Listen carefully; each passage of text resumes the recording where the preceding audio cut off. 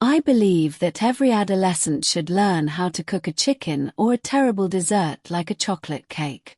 Actually, my cooking skills were not excellent, but I decided to appreciate the approach of my grandparents and visit them.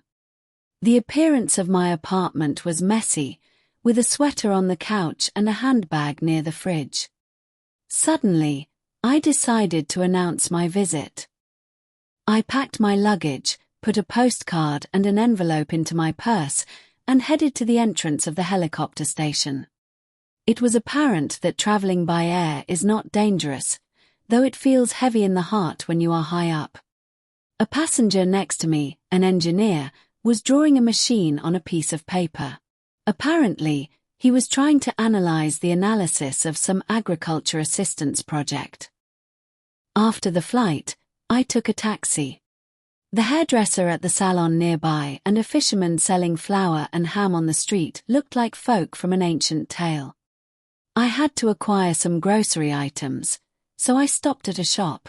I bought a kilogram of strawberry and some insurance for my trousers. Just kidding. The staff there was appropriate and appointed a boy to help me with the plenty of bags. Within an hour, I was at the house.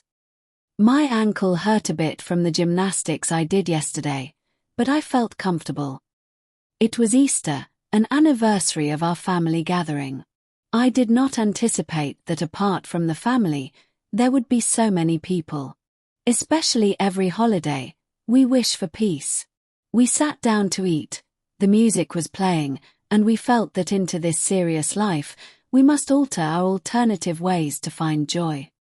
Perhaps it didn't happen by chance that I chose this holiday. I amaze at how less stress I feel now. It was an excellent day.